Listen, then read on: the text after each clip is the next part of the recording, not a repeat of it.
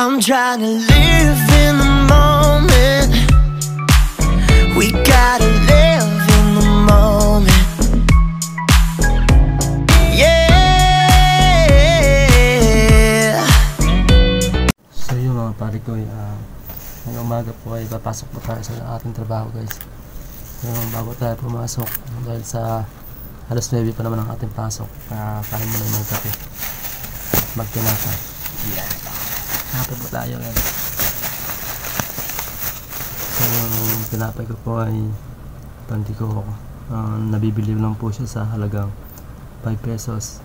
Tapos yung kape ko po ay Energin, yung chocolate, para may energy tayo pagpasok. Ayan guys, kape tayo. Yun po.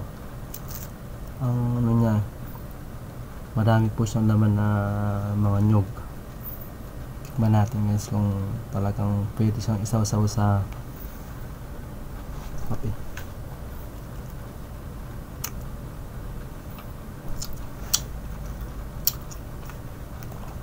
Ayos. Sarap.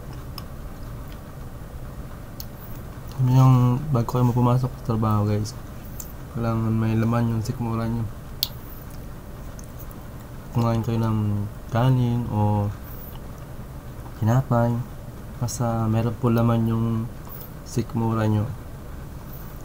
Kumain po kayo, kasi pag hindi po kayo kumain tapos nasa trabaho po kayo, parang ang isip nyo parang lutang.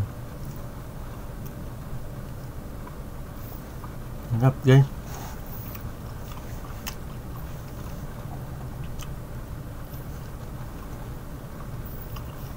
Yung palaman niya kakaunti yata. Hindi, pero pwede na.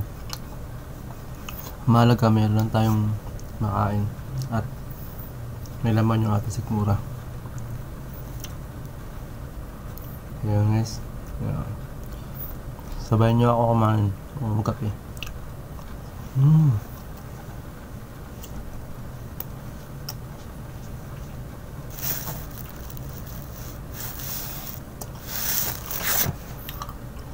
Ayun guys, ayun.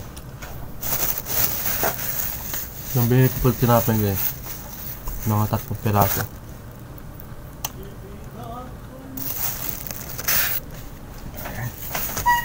Let's do it! Isa na lang ang ating tinapay, pero may laman ng sikmura natin. Ito. Kasi ang susunod na kain na natin, mga bandang alas 10.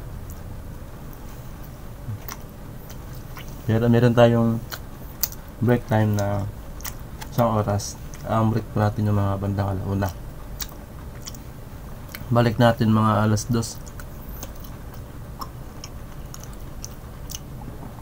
So sa mga magtatrabaho po dyan, dala po tayo ng payong palagi. Always yun guys. Kasi sa panahon ngayon, maulan po. Maulan. Lagi po tayo mag-iingat. Pasok sa trabaho, pauwi, mag-ingat po tayo palagi.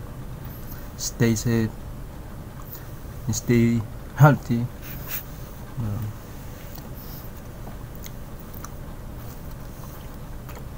So guys, hanggang dito lang po. Thank you.